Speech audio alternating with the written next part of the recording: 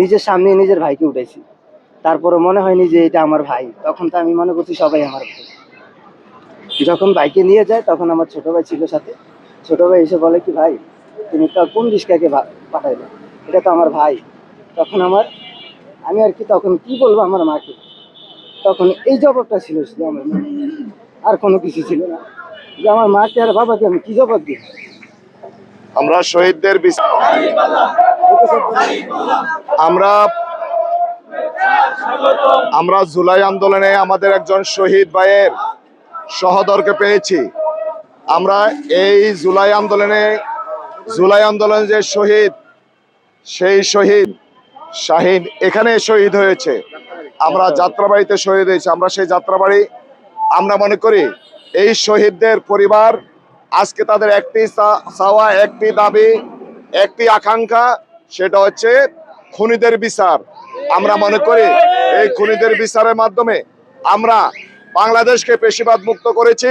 সামনে ইনশাআল্লাহ ন্যায় এবং ইনসাফপূর্ণ সরকার প্রতিষ্ঠা করার মাধ্যমে, ইসলাম প্রতিষ্ঠা করার মাধ্যমে আমরা খুনিদের বিচার নিশ্চিত করবো ইনশাআল্লাহ।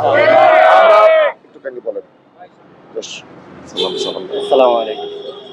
যাত্রাবাড়িতে আমার ভাই শাহিন আহমেদ, শাহিন শহীদ হয়েছিল যাত্রাবাড়িতে, আমিও ছিলাম, সাথে অংশগ্রহণ ছিলাম। আমি এখানেও ছিলাম। আমার ভাই যখন 3 আগস্ট আমাকে বলছিল যে তুই কেন এখানে এলাকার ভিতরে কেন করতেছিস, তখন আমার ভাই 4 আগস্টে ভাইও নামছে, আমি এখানে ছিলাম, ভাই ওখানে ছিল।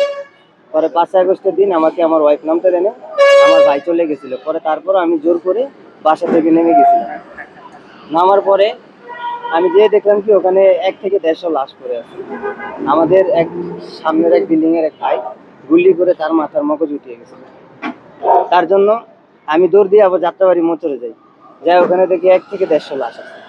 তারপরে একটা একটা করে আমরা যাকে পারছি তাকে ভ্যানে দিছি, কেউ পিকআপে দিছি, কেউ আবার রিক্সায় নিয়ে হসপিটালে পাঠাইছি।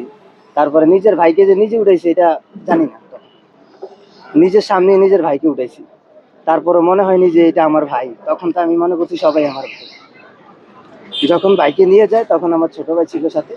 ছোট ভাই এসে বলে কি, ভাই তুমি তো কোন রিস্কাকে পাঠাইলে, এটা তো আমার ভাই। তখন আমি আর কি তখন কি বলবো আমার মাকে, তখন এই জবাবটা ছিল শুধু আমার মা, আর কোনো কিছু ছিল না। যে আমার মাকে আর বাবাকে আমি কি জবাব দিই। আমরা শহীদদের বিচার শহীদদের পাশে আছি। জামাত ইসলামী শহীদদের সকল অবস্থায়, সকল সমস্যা সমাধানে জামাত ভূমিকা রেখেছে। আমরা সামনে ইনশাল্লাহ ভূমিকা রাখবো। আমাদের এই শহীদদের যে আকাঙ্ক্ষা, আমরা আমাদের শহীদের ভাইকে আমরা আসলে সান্ত্বনা দেওয়ার কোনো ভাষা নেই। আমরা আজকে এখানে এসেছি, আমাদের গণসংযোগে আমাদের ভাই আমাদের পাশে অংশগ্রহণ করেছেন, আমরা ধন্যবাদ জানাচ্ছি।